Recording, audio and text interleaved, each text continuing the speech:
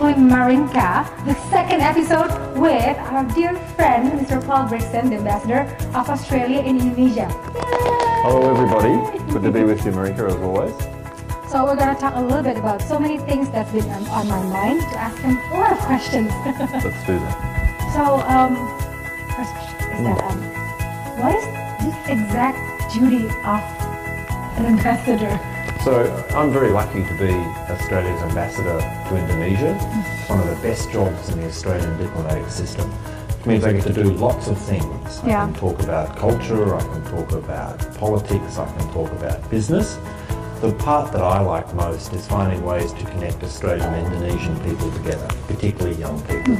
Lots of interest in Indonesia and Australia, lots of students, lots of alumni, and lots of interest in Australia in Indonesia, lots of tourists and increasingly more students. That's the fun part of my job, finding ways to get young people to talk to each other about their countries. How is it going though after you come here? And then I used to study in Australia as well, so are there more people coming to Australia? There is. So in the last 2 or 3 years we've seen lots of increase in both students, Indonesians coming to study in Australia. They study all sorts of things like you. They study cooking, they study fashion, they study film, as well as the traditional areas of business. But we've also seen lots more Indonesians come as tourists, which I think is wonderful. I'm very keen for Indonesians to come to Australia and visit places that are outside the ordinary. Many go to Sydney and Melbourne, wonderful cities, but lots of other things to do in Australia too. In the outback, Uluru, go to the Great Barrier Reef, go to the Gold Coast. Tasmania is a beautiful place. Not only looks beautiful, but very good food and wine, so a lovely place for a tourist to visit. So I heard. So as long as you've been here in Indonesia, do you have any memorable stories that you can share with us? Look, I think Indonesia for me will always have many memorable moments. But one that I think is most amusing for an Australian is when I went to my first big Indonesian wedding. Wow. So a big wedding in Australia is maybe 400 or 500 people. So I go to my first big Indonesian wedding, I walk in the door and there's 5,000 people, all having a really good time, very well dressed, eating lots of food, like a party. Someone comes up to me and says, "We should take you to the VIP room." And I said, "I don't want to go to the VIP room, I like the fun." They said, "Come to the VIP room." I think the VIP room has 20 people in it, another 1,000 people. So it was always that I remember Indonesian weddings. I think it's a lovely way that Indonesians celebrate marriage. It's a great thing. Really? And I've enjoyed very much going to all sorts of weddings, Muslim, Christian, Buddhist, all types of weddings in Indonesia. It's been a wonderful time for me. That is very interesting because most Indonesians, we would like to have a Western wedding because it's very intimate, just like 50 people probably. But have you been to an Indian wedding? I have. So I've been to an Indian wedding, a couple of Indian weddings in Thailand where I lived before. And they in some ways a little bit like Indonesian weddings. It's a party, a spectacle. Yeah. And that's what appeals to me about Indonesian weddings. It's a spectacle, like a show. Very tough, I think, sometimes on the bride and the groom. Of course, tiring. Very tiring. But I think for many other people, I enjoy it very much. Oh, interesting. So, which city that is your favorite in Indonesia? Well, that's always a very controversial question because I'm very careful about choosing out some cities because I like so many. But I should say the city that surprised me most was in Kudus. Really? So I went to Kudus and I found the architecture was very interesting, the old-fashioned way of building homes.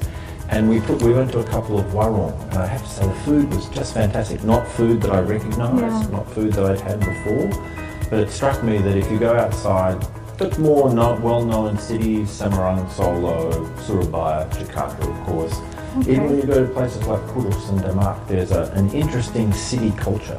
So Kudus is it my favourite city? Maybe not, but is it the city that sticks in my mind the most?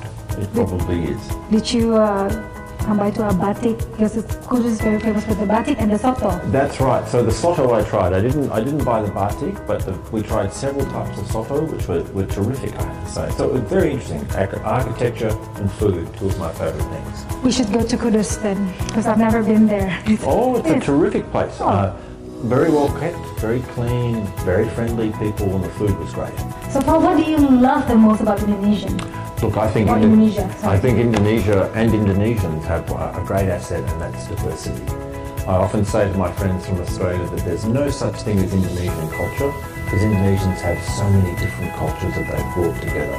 And I think that's a wonderful aspect of Indonesia. You don't have to travel very far, and your experience changes incredibly in food, in the dress, in coffee, in the way people speak, so many languages. So I think for Indonesia, one of the most exciting aspects is that kind of diversity that you see in the country. In terms of what I think of at home and what I'll probably take with me, I have to say the coffee. The coffee? The coffee. So one of my great discoveries here was Indonesian coffee. I'm from Australia. As you know, our coffee standards are very high. Very high, yes. Very high. But I think you're starting to see in Indonesia a real coffee culture, that third wave coffee. And as Indonesian roasters and growers move away from old-fashioned Robusta to more contemporary Robusta and Arabica, the coffee's improving incredibly. It also helps that there are so many Indonesian cafes with an Australian connection. Exactly. Like we're so into, what is it called? Australian coffee scene, right? In Melbourne especially. That's right. So I think in Australia there's been a real development around the Australian cafe. Yeah. It's almost like a model. So you see it in New York, in London, in Paris, and increasingly you see it in Indonesia, but often with an Indonesian twist, which is what I think makes it interesting. Which part of Indonesia do you like the coffee best? So my favourite is from Toraja. Yes. Toraja coffee is very chocolatey aftertaste. Often has a nutty flavour. But I've tried Aceh Gayo, various coffee from Sumatra. My favourite from Java is probably ypadeis. So I like that Ypadeis, that's in Bandung, yeah, so I like that coffee very much.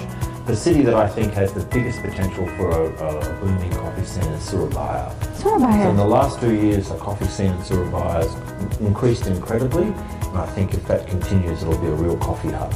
Interesting. Comparing to Jakarta, or? I think in Jakarta, I think it's probably growing more quickly than Jakarta. So I've been to Surabaya 7, 8, 9 times. Wow. And posting, and each time I go, there's a new opportunity, a new place to try coffee. So Surabaya, I think, is got great potential. The other city on the coffee side that I like was Malang. So university town, you could start to see the impact of coffee there. So a wonderful part of Indonesia. Interesting, because my dad is from Malang, and I love the city. But you live in Jakarta right now. What do you think personally about Jakarta? Look, I think that Jakarta is one of the great cities of the world. What can you say? Like every big city, it has its challenges. Yes. But Jakarta is so big with such diversity that no matter what you like, you'll find it in Jakarta.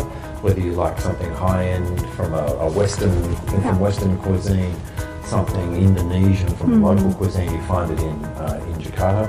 I've been to a couple of restaurants in Jakarta where I think the improvement in the way they present Indonesian cuisine is fantastic, and that has a big market internationally.